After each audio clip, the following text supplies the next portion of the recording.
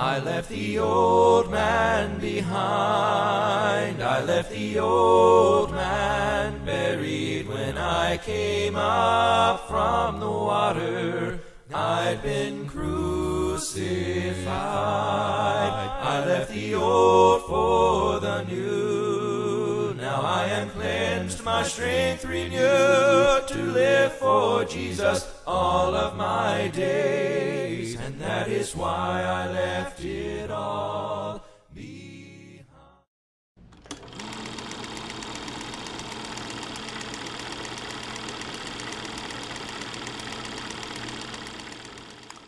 I was born in Chickamauga, Georgia, a small town, of course, sort of at the foot of Lookout Mountain. My religious journey began in December of 1938, just before my 10th birthday.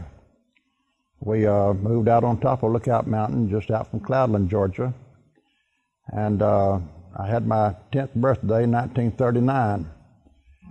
There was a church building out there on the mountain that they were not having services in. It was United Methodist Church, and Mount Olive was the name of that church. And my dad wanted to start a Sunday school class there, although he was a member of the Baptist church, but it didn't seem to make any difference to him. So he checked with the proper individuals to see if he could do that, since they were not having services there at all. And so they permitted him to begin having services there, Bible studies. And at that time, by attending that group, I became interested in religion. Although I was young, I had my 10th birthday, 1939, and so while we was there, I began to ask a lot of questions about the church and different religious viewpoints.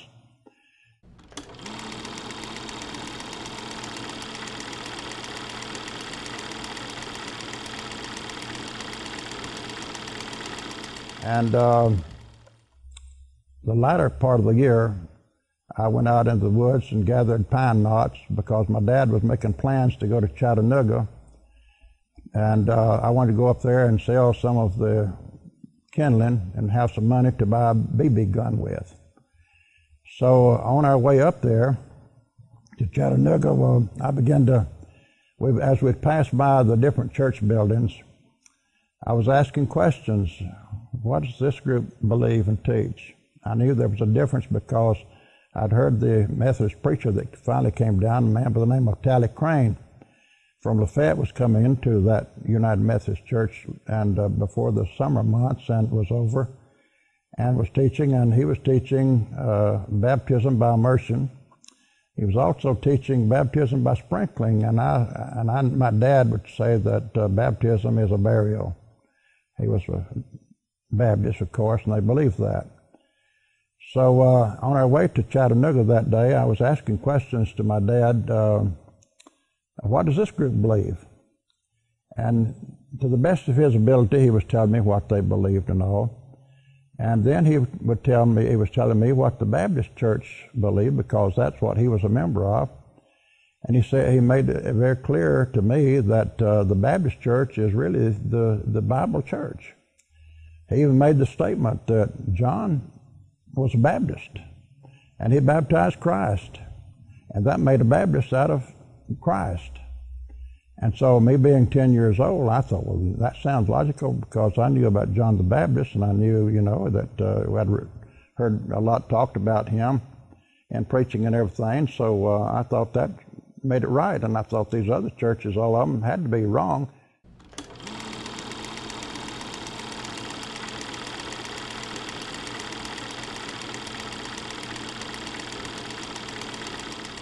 I couldn't understand why he told me, he said, they all get their teaching from the Bible. And I just could not understand how any person could, people could, or any book could be relied on if it taught so many different things. And that bothered me, to think that the the different religions was like that, and why they couldn't all just be one group and be a part of the Baptist church, of course. But in later years, I learned better than that. I learned that the church that you read about in the Bible was not the Baptist church, that it was started by a man by the name of Smith or Smythe in Holland. And so 1940, we moved off the mountain down to Menlo, Georgia. And so I then began to attend the services there at the Baptist church in Menlo.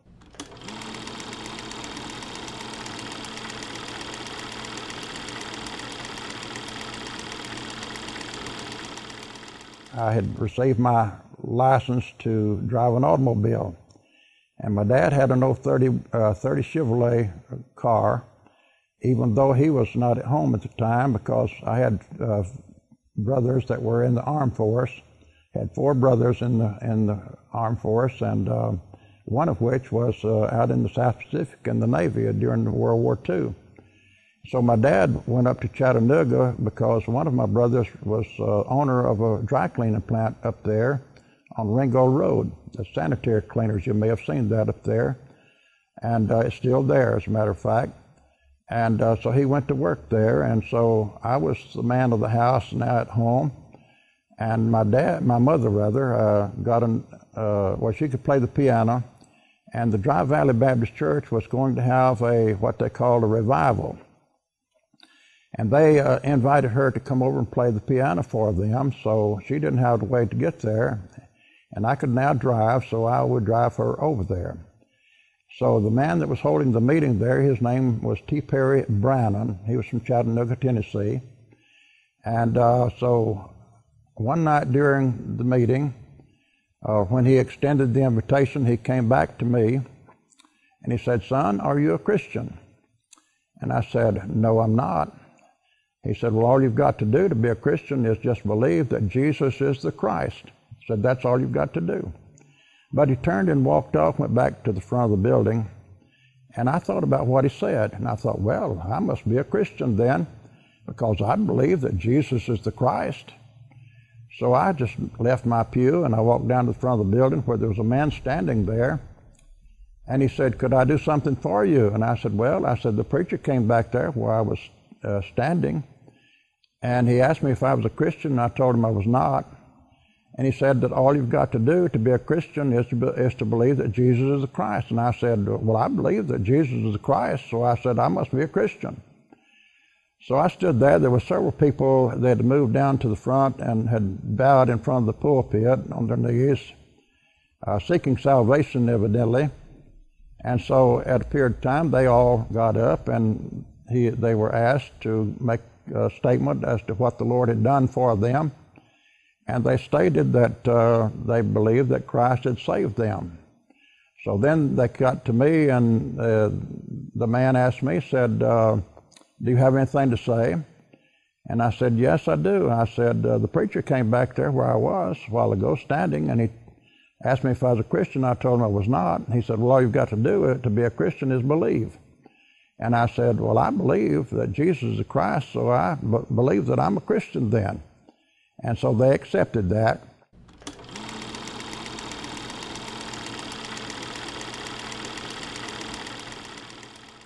And the next morning she said to me, she said, "Tommy," she says, "I'm glad that you got saved." She says, "Now you need to join the church and be baptized." I said, "Well, Mama, can I go to heaven without doing that?" And she said, "Well, yes, you can, but you want to join the church and be baptized." I said, "Well, why?" She said, "Because you want to work for the Lord, don't you?" And I said, "Well, can't I work for the Lord like I am without joining the church and being baptized?" And she said, "Oh, well," said, "yeah, you can, but said, you can do a better job if you join the church and be baptized." I said, "Well, Mama, I don't want to do anything that I don't have to do. If it's not necessary for me to join the church and be baptized, well, I'm just going to stay like I am, because I don't see any use of becoming a member of the Baptist church and being baptized if I don't have to do it. I want to go to heaven, but if I can go like this, well, then that's the way I'm going to do."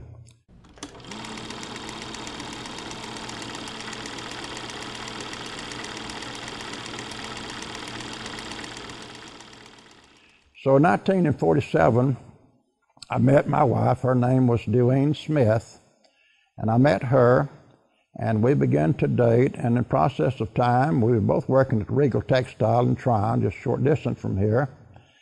And so in process of time, well, we got married, and she did not profess to be a Christian at all. And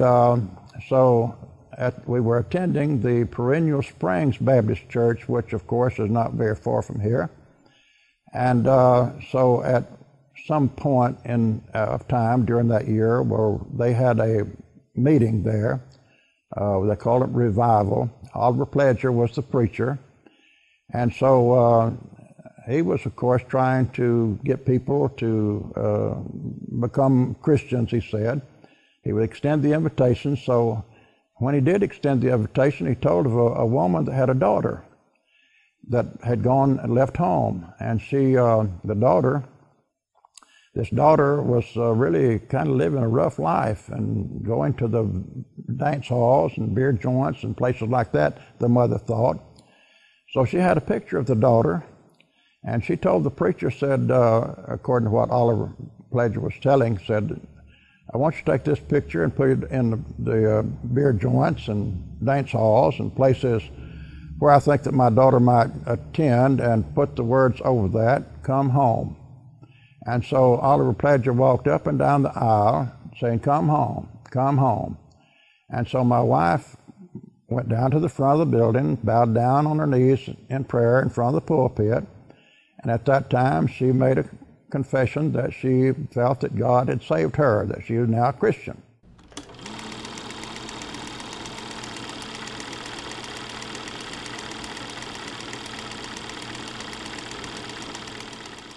And so we went forward and wanted to join the Baptist Church by being baptized. And so they voted on us by raising their hands. He asked if everybody was in favor of baptizing us, that to join the church. Well, they raise your hand. And then he asked if anybody opposed to raise their hand. So there was people that raised their hand for us to join the church, but there was none that refused. So now then the date is set for us to be baptized. So we were going to go, I believe they said, the best I remember, the third Sunday at 2:30 at the Barrington Creek. And so we were there for that occasion and was baptized. And after we were baptized, well, met back at the building, they gave us the right hand of church fellowship. Up to that point, we was not members of the Baptist Church. We claimed that we were Christians, of course, but we were not members of the church.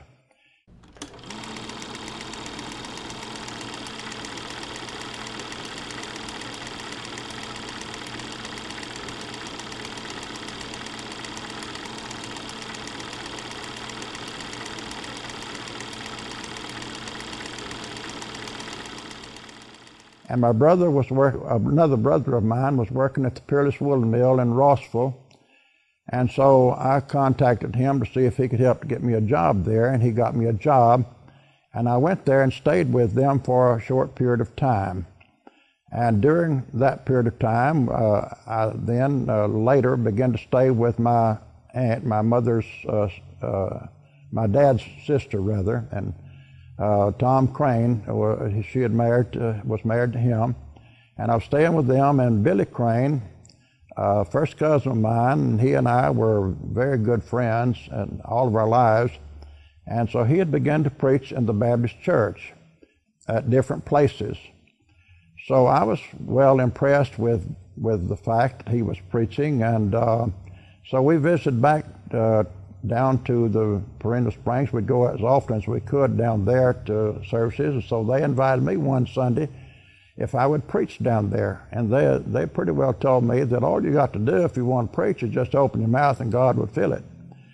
So I got up there without having prepared that much for the occasion, and I got up and I began to try to preach, and to tell you the truth, I didn't do too good.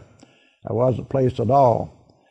So after this period of time, my wife and Terry and myself moved down to Lafayette, and we became members of the Second Baptist Church in Lafayette, Georgia.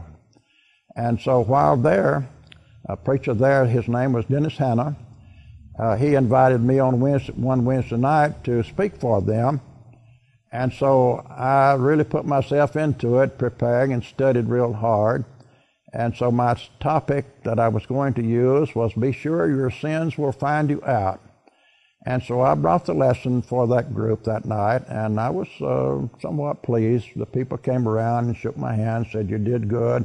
And that, of course, encouraged me, a young man.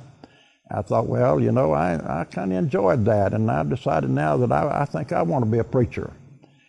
So Billy Crane, by this time had accepted an invitation to come down to the Spring Creek Baptist Church and preach for them.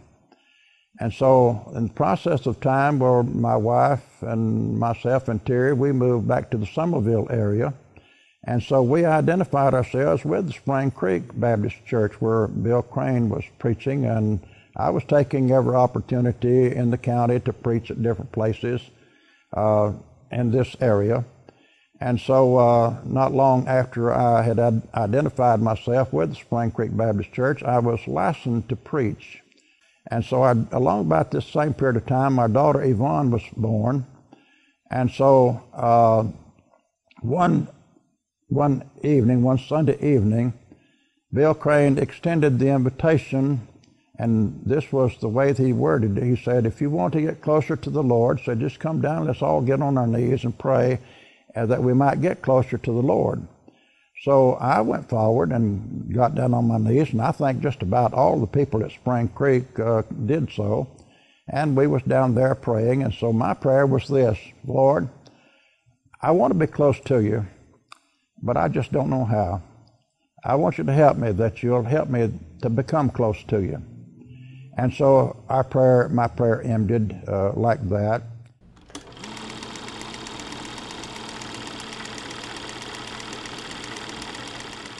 And I went on, and I had to work that night. That was on a Sunday night. I had to work. I was working the third shift at Regal Textile. So I got off from work at 8 o'clock that next morning and got in my car and was driving down the 27 highway, coming back from Tryon back to Somerville. And I turned my radio on, and I heard the announcer of WGTA make this announcement about the gospel broadcast that was going to be presented. And says the Churches of Christ is program, and the speaker is Cecil Williams, and these will be the speaker's views and not necessarily those of this station. Claimed that the Church of Christ made a profession that we speak where the Bible speaks and are silent where the Bible is silent. Well, I'd never heard anything just like that before, and so I listened to this man carefully, what he was saying. And he says, you can't find the Baptist church in the Bible, nowhere. He said, you can't find the Methodist church or the Presbyterian. And he called over a number of groups, and he said, you just cannot find that in the Bible. He says, I have an automobile. If somebody will come forward and show me their church, the Baptist church or Methodist church or Presbyterian, in the Bible, he said, I'll give them my car. Well, I thought that was kind of a challenge. And I thought, well, I'm going to go and see that man, because I believe since my dad told me that John was a Baptist, he baptized Christ and made a Baptist out of him, I think I've got grounds to face this man. So I went down, met him here at this building where we're located right now on the outside. And so he came over and got in my car, and I said, I want to talk to you. And so he said, all right. He said, what about? And I said, well, you claim that the Church of Christ is right. And I said, and I began to tell him about the Baptist church, you know. And I felt like that he was kind of persecuting the Baptist church. And he sat there and listened to me for 30 minutes and didn't interfere at all, just sat and listened to everything that I said. So when I got through, I was ready to go home. He said, Joel, Mr. Broom, he said, don't you think that it'd be fair for you to listen to me now for the next 30 minutes? He said, I gave you 30 minutes and I didn't interrupt you. He said, don't you think it'd be fair for you to hear me out? And I said, well, yeah, I guess so. And so he started, and he took everything that I said. I want you to know he evidently memorized every word, and he just actually tore it apart. And when he got through talking and all, well, I knew that he had really said some things that straightened me out, because I didn't know this, you know. And so I didn't admit this to him, that I felt like that he did teach me something that I had not known earlier.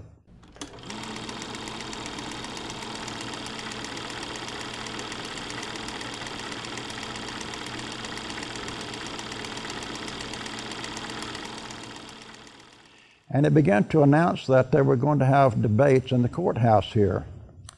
And he was going to debate a Church of God preacher. I believe the Church of God preacher's name was Bates or Batts. I'm not sure of the name exactly.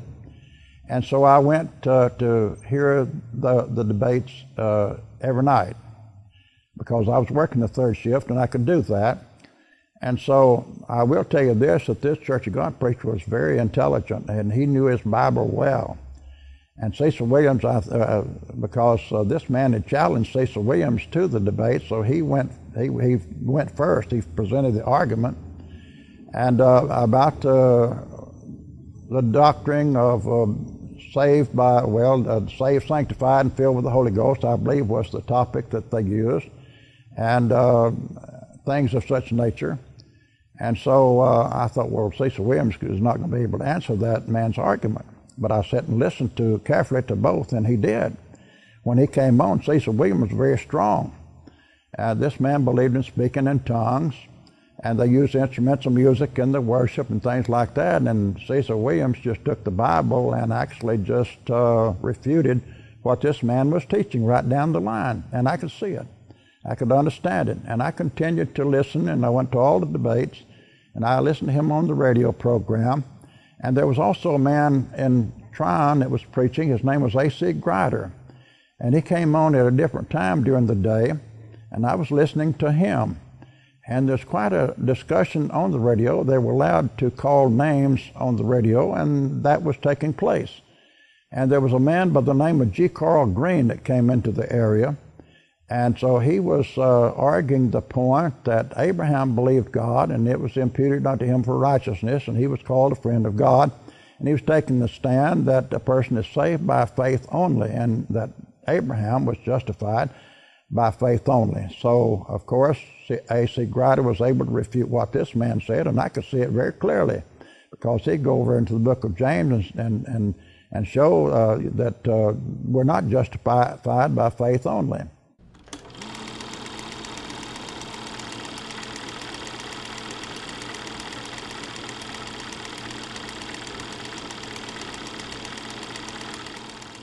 My wife and I went out on Lookout Mountain to see if we could find a place. I'm not sure whether or not I had heard that there was a place out there or not, but when we got out near Mentone, Alabama, we saw a sign on the side of the road there that said Cove Road Baptist Church, and it was down a little old dirt road. And so I went down that road and found the Cove Road Baptist Church building, and it was growed up around the building. Had weeds looked like about 2 feet tall, I guess. And so I told my wife, I said, I don't believe they're having any services here at all. So I looked around in the area and saw a house a little ways off, maybe a quarter of a mile from there. And so we got in my car and we drove down there and drove in the driveway. And I went up to the door and knocked on the door. A man came to the door, and I introduced myself to him. And he told me his name was Dolph Johnson. And I told him that my reason for being out there was that I was looking for a place to preach, and that I was licensed in the Baptist church to preach, and that the building up there looked like it was not being used. And Dolph Johnson informed me that they had not had services there in a long time because they could not get a preacher. So I said, well, I'm available, and I'd be glad to come out here and preach for you all.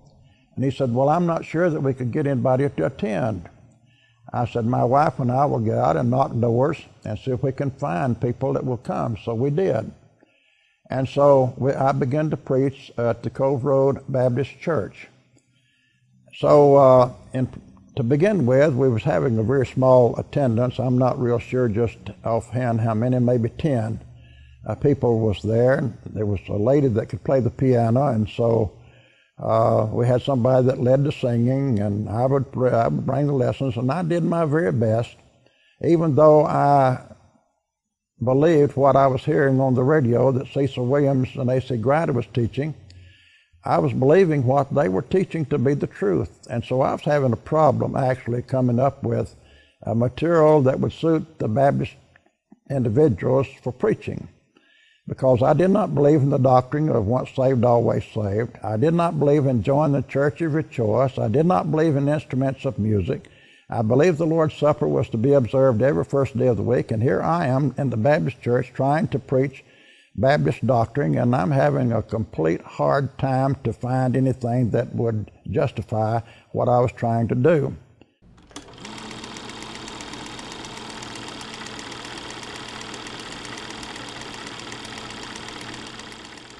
So one Sunday morning, while preaching there, I just got tired of the whole thing, and I preached my convictions right straight forward. I said, you don't find the Baptist church in the Bible nowhere. I said, you don't find in the Bible where you take the Lord's Supper monthly, quarterly, or annually. The early Christians came together upon the first day of the week to break bread, Acts 20, verse 7. You don't find in the Bible where they used any instruments of music. The Bible tells us in Colossians 3:16, Ephesians 5:19, let the word of Christ dwell in you richly in all wisdom, teaching and admonishing one another in psalms, hymns, and spiritual songs, singing with grace in your hearts to the Lord. And I said, I don't find in the Bible where anybody ever joined the church. I said, the people that became Christians in the Bible, the Lord added them to His church.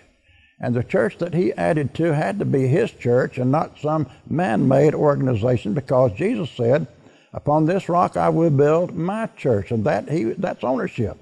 I said, Christ said, it's my church. And I said, I don't think we have a right to establish man-made churches and all.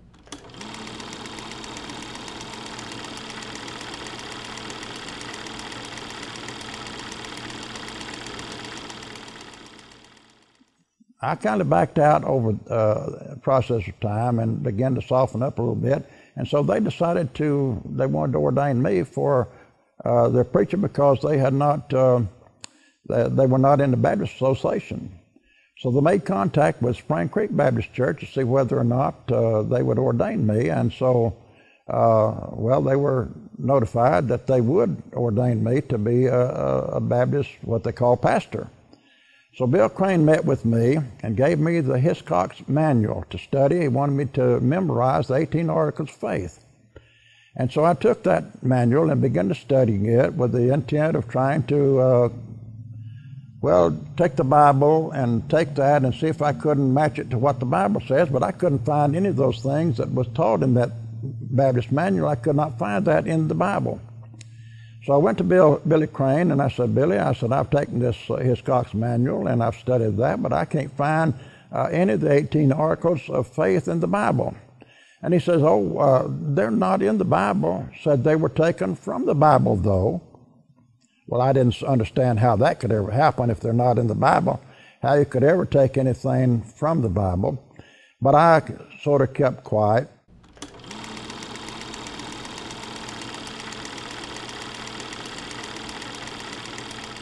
And so the process of time, we met at the church building at Spring Creek, and the building was full. I sat on the front row, and someone was playing the piano, a first cousin of mine. Another first cousin was blowing a trumpet, I think. And I was thinking, because the presbytery had met in one of the classrooms back there, a bunch of preachers and deacons had. And so I thought, well, if I let this ordination go on, I'll never get out of the Baptist church, and I've got to get out of the Baptist church.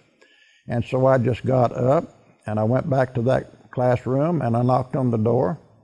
And a man came to the door, and he said, what could I do for you? And I said, well, I've got to talk to the men back here. I said, I've got to see it, and because I don't believe like the Baptist church believes.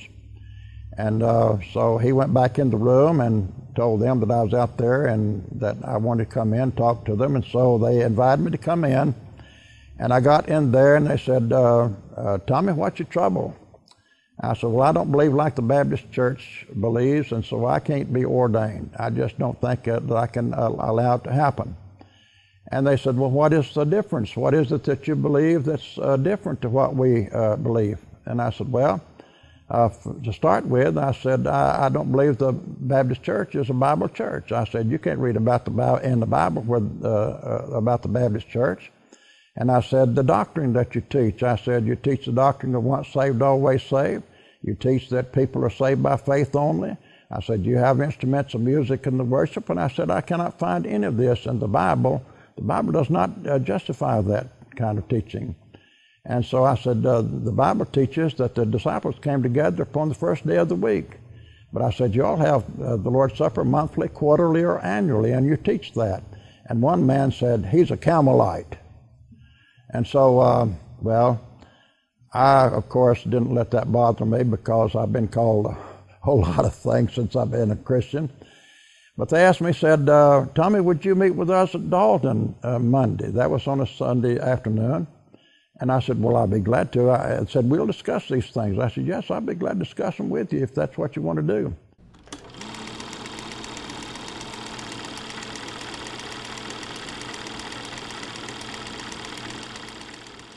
So on Monday at the set time, at the set place, well, I met with them in a house, and they had both men and women there, and the room that we met in was just crowded.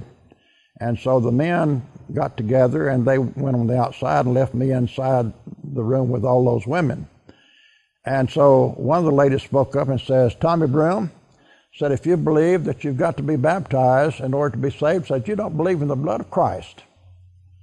And so when she got through with that, I was going to defend what I believed and taught on the subject, but I didn't have an opportunity because everybody began to speak at the same time.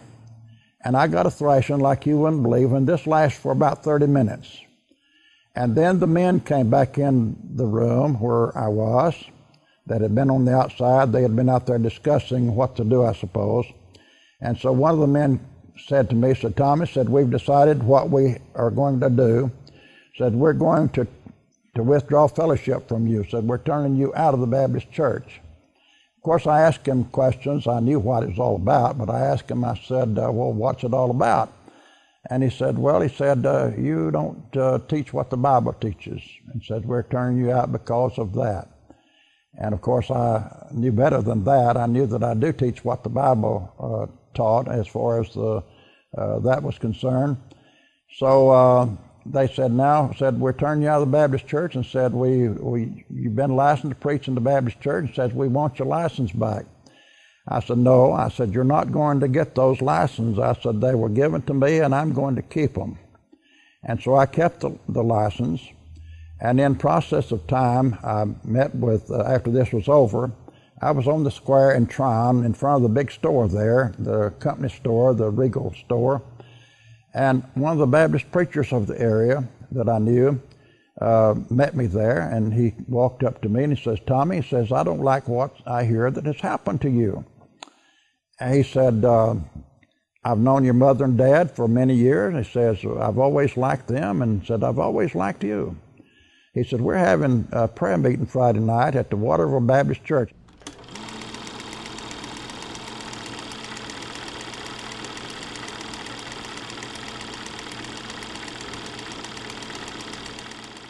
So I met with them at the Waterville Baptist Church for that prayer meeting that night, and he introduced me as having known me for many years and made a lot of comments about the family and all.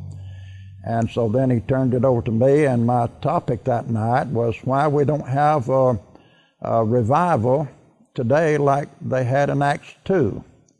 And I used the second chapter of the book of Acts, starting with verse 1, and I read and commented as I was talking on each verse throughout the whole chapter of the second chapter of Acts. And I don't know how long I was up talking to the people, possibly 30 or 40 minutes, but when I extended the invitation, there were 7 women came forward. And I hadn't thought of that. I didn't hardly know what to do. I didn't expect, I thought they'd hate me, really. for teaching a lesson like that, because I taught that baptism is for the remission of sins while I was teaching that. And I taught the principles that you've got to be a part of the Lord's church. And so I didn't figure that anybody would respond, and so I didn't know what to do, so I just went over and sat down and let the preacher take care of it. But after giving second thought to what I should have done, I should have walked over to those ladies and said, "Why tarriest thou? Arise and be baptized and wash away thy sins, calling on the name of the Lord." Of course, that's afterthoughts, after I had time to think a while. Well, they got up from there, and I don't remember what their comments was or anything, but anyway, I got out of there as quickly as I possibly could. After that period of time, it was a good while before I obeyed the gospel. My wife was not a member of the church, and I would discuss the Bible with her. I started out discussing the Bible with her, and it didn't set too well. It was an argument, to tell you the truth, because she was a Baptist, and she said, "I'm a Baptist and I'll die Baptist." And so I said to her, I said, "I'm just going to close my Bible, and I'm not going to discuss it with you anymore."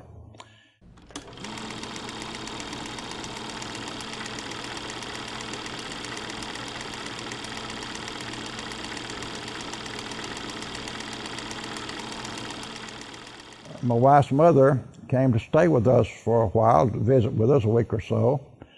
And me working the third shift, this morning that I got in from work, I went on to bed, and I could hear them talking in the kitchen. And my wife's mother was not in favor of what I had done, that I had left the Baptist church and had obeyed the gospel, come into the Lord's church. And she was putting the church down. And I could hear what was being said, and I was listening carefully, because my wife said, "Well, I've checked what they teach in the Bible," and she said, "They give you book, chapter, and verse for what they're teaching." She said, "They're teaching the Bible." And so I turned over and went to sleep, because I felt like we had her. Now, in December, after that event, and I don't know what month that was that took place, my wife came to me, and I had not said a word to her about it. She came to me and she said, "Would you think I was crazy if I asked you to take me over to the South Commerce Street Church building and baptize me for the remission of sins?" And I said, "No, I wouldn't think you're crazy." And so I brought her over here to this baptistry in this building, and she was the first person that I baptized after I obeyed the gospel myself. So I baptized her. I had been invited to preach at the Larley Church building long about that time, and then following that at Burrell, Alabama, I preached for them, and was doing this on a regular basis. And my wife, of course, she has supported me in the work. And my first full-time work that I did was at Fairhope, Alabama. I moved down there and began to work with the church in that area. And from there, I've been preaching the gospel ever since.